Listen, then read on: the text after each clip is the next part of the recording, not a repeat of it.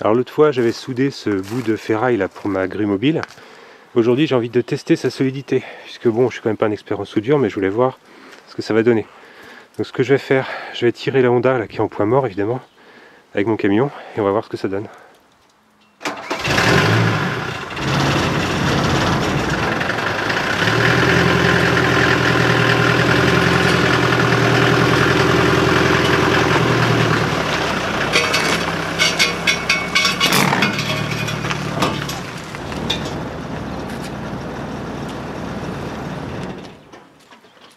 Maintenant que j'ai fait mon test de résistance de soudure, là je suis assez confiant, donc maintenant je vais continuer avec les pieds. Je vais préparer les pièces de métal, enlever la rouille, la principale rouille on va dire qui est dessus, les mettre pile à la même longueur et commencer les perçages.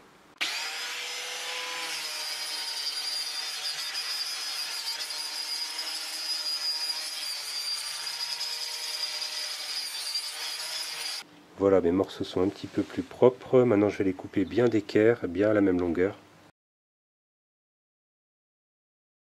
Bonjour à tous, bonjour à toutes. Alors aujourd'hui, on va bosser sur la remorque grue.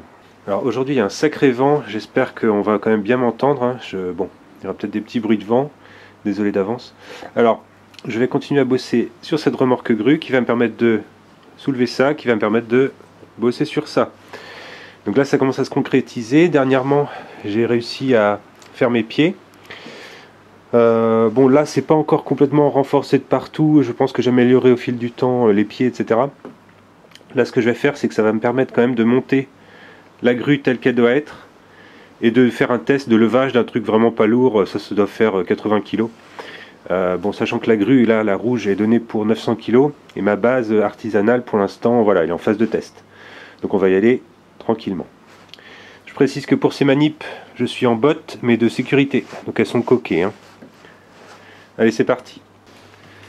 Alors j'avais mis de côté la boulonnerie. Ça c'est la manette qui permet de bloquer la rotation de la grue. La manivelle du treuil. Bon, puis je devais avoir une notice aussi, il faut que je remette la main dessus. Alors j'ai fouillé partout et pourtant je n'ai pas trouvé la doc qui était fournie avec le colis. Par contre je me rappelle que c'était une doc en allemand et que j'avais demandé avec le formulaire de contact chez Dema France. Et il m'avait renvoyé la doc en PDF. Résultat, j'ai pu réimprimer le bout de doc qui me manque en français. Alors tout ce qui est platine de fixation, bon bah moi j'ai pas fait sur un pick-up parce qu'à la base c'est une grue de pick-up. Moi j'ai fait pour une grue comme ça de garage. Après il précise qu'il faut graisser avant utilisation, donc ça il faudra que je le fasse. Pour l'instant vous n'allez pas le voir dans cette vidéo, mais bon le graissage sera fait, hein. J'ai une pompe à graisse pour faire ça, mais bon là dans un premier temps je veux quand même faire un test en l'état. Bon allez. On va vérifier peut-être qu'on a toutes les pièces. Normalement il y a... Voilà. Il y a un résumé. Je vais vérifier que j'ai tout. Ça devait être la page avant que j'ai pas imprimé. Hein. C'était recommandé de faire le montage à 2 personnes, mais bon. Je vais le faire tout seul, hein. On va y aller tranquillement. On va pas forcer, mais bon, je pense que c'est jouable tout seul.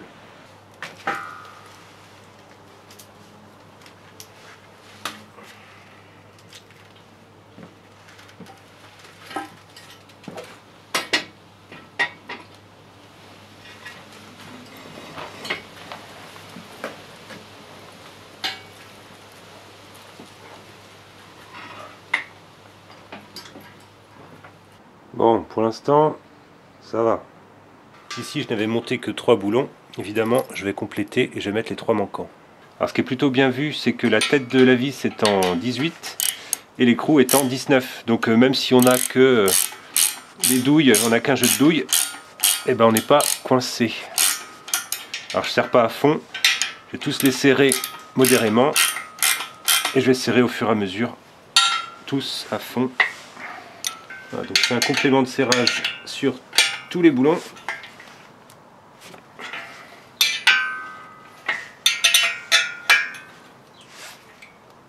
Je pense que je vais tout de suite installer cette petite poignée là pour empêcher la rotation. Donc là je suis dans le bon sens puisque mon vérin va être comme ça. Donc je vais verrouiller comme ça.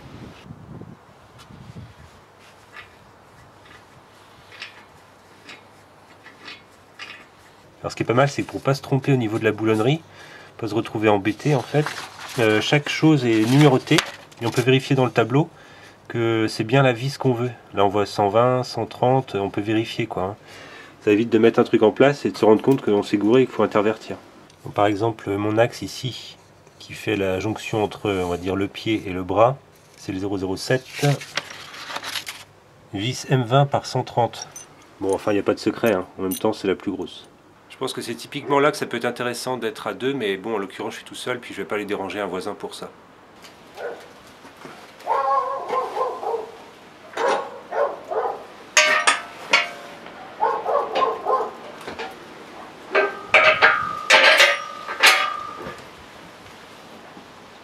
Oh, c'est un peu sport, mais on y arrive. Alors là, par contre, contrairement à tout à l'heure, il faut deux choses qui sont en 30. Parce que là, c'est de la boulonnerie en 30. Alors heureusement que j'ai une clé plate en 30 et des douilles en 30. Bon, après, comme j'ai deux jeux de coffret à cliquer, on va dire, je m'en serais sorti. Et là, je n'utilise pas de cliquet parce que ça l'userait pour rien. Bon, je vais mettre un beau coup de serrage quand même pour finir. Voilà.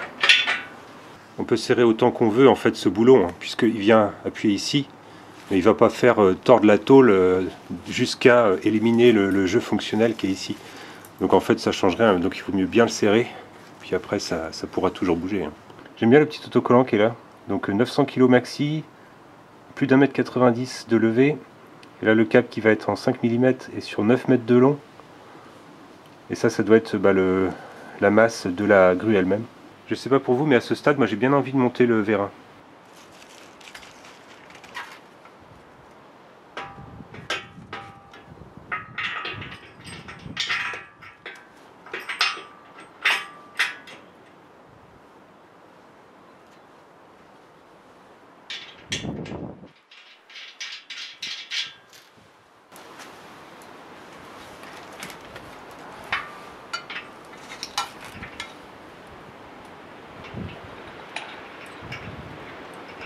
On le met dans l'axe.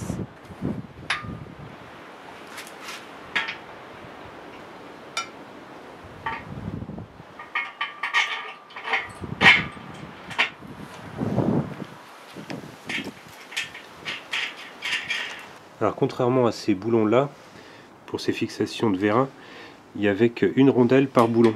Moi j'aime bien qu'il y ait une rondelle de chaque côté, donc je vais mettre une en plus côté écrou. Bon, alors c'est moi qui l'ai perdu depuis le temps, hein. C'était en juillet que j'avais reçu la grue. Bon bref. Donc là niveau boulonnerie on est sur du 24. Pareil côté vis et côté écrou. Donc on serre assez fort. On n'a pas envie que ça dégage.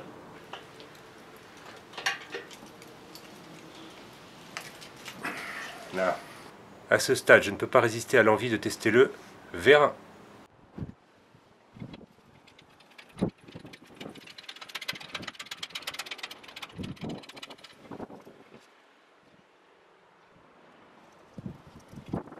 Comme je viens de constater, donc le mouvement du vérin est très long.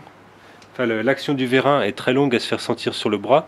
C'est là que je comprends pourquoi il y a un système de treuil. Donc pour lever facilement des trucs et rapidement, et pas très lourd, je pense qu'on a plus intérêt à utiliser le treuil. Donc là, je vais tout lever à fond et je vais voir combien de temps ça me prend.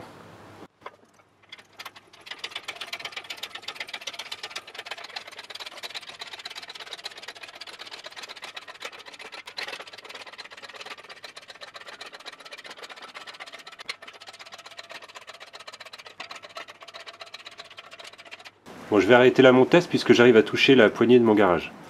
Mais bon, ça lève sans difficulté. Hein. Donc là, je vais la redescendre un peu pour pouvoir emmancher le bout du bras.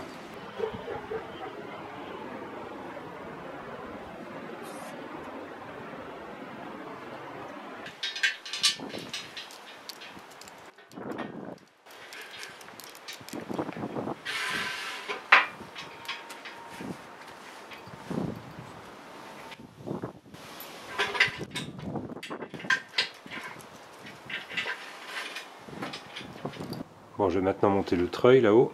Petit truc en passant pour fixer le treuil. J'ai mis d'abord ces vis là en place. Et j'ai mis celle-là en place en fait en dévidant un peu de câble pour avoir plus de place.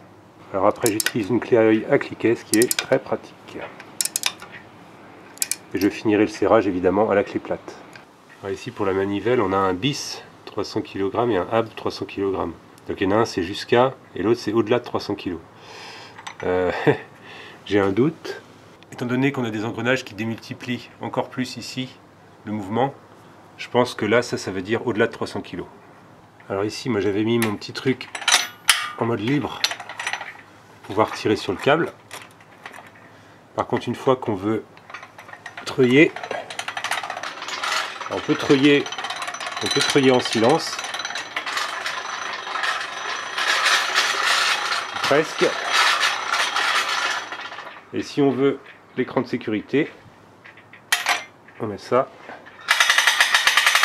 C'est-à-dire que là, je peux plus redescendre, bon, à part le fait que le câble était pas encore tendu dans son logement ici. Bon bref, je vais faire un test de levage de ça. Alors pour ceux qui se posent la question, oui la base là n'est pas très stable sur les côtés. D'ailleurs pourquoi j'aurais mis ça? Parce que je vous rappelle que je vais faire une grue mobile que je peux utiliser dehors. Donc en fait là il y aura des pieds avec des roues, genre des roues de brouette ou des roues de quad ou je sais pas encore quoi exactement.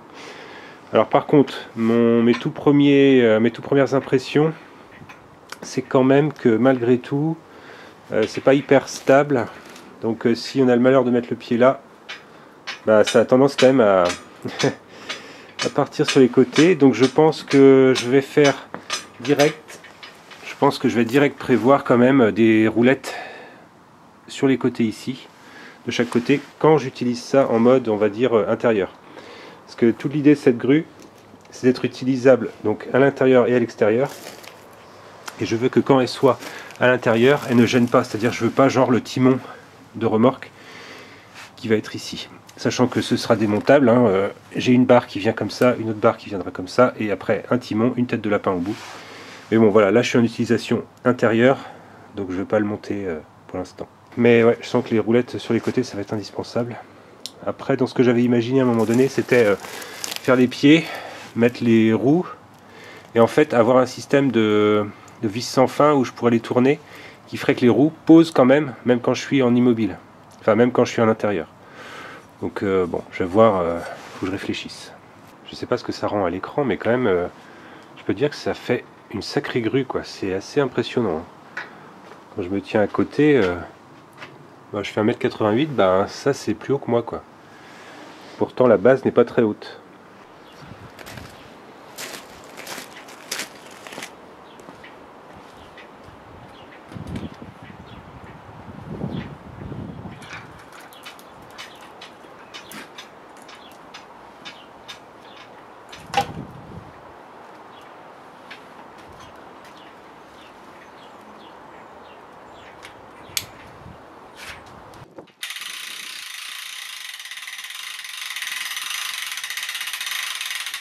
Alors j'allais faire mon premier test de treuillage, mais en fait force est de constater que le truc est très mal enroulé au départ, donc en fait je conseille de vraiment tout vider avant de tout rentrer proprement.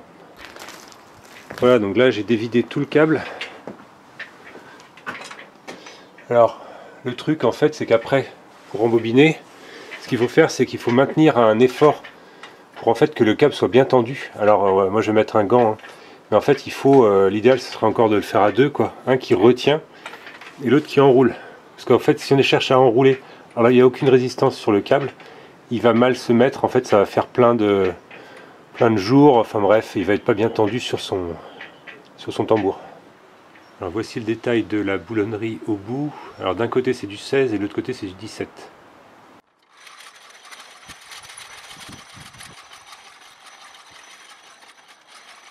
Bon là le câble est quand même nettement mieux enroulé.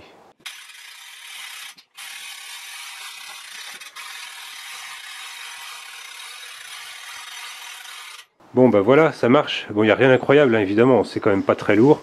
On voit bien que je pouvais le lever à la main déjà. Par contre, voilà, ça va être quand même plus sympa pour pouvoir manipuler ça, le mettre en place, plutôt que de le trimballer à la main. Là où ça va devenir rigolo, c'est quand je vais devoir mettre cette grue là-dessous. Bon, il faudra virer ça, hein, donc je mettrai sur chandelle derrière. Puisque ça, en fin de compte, j'avais mis ça pour la charger sur le camion, hein, pour ceux qui s'en rappellent, pour ceux qui l'avaient vu. Mais autrement, ça maintenant, ça va plus m'embêter qu'autre chose. Alors je sais que certains d'entre vous me suivent déjà sur ma page Facebook Le Mécano du Dimanche.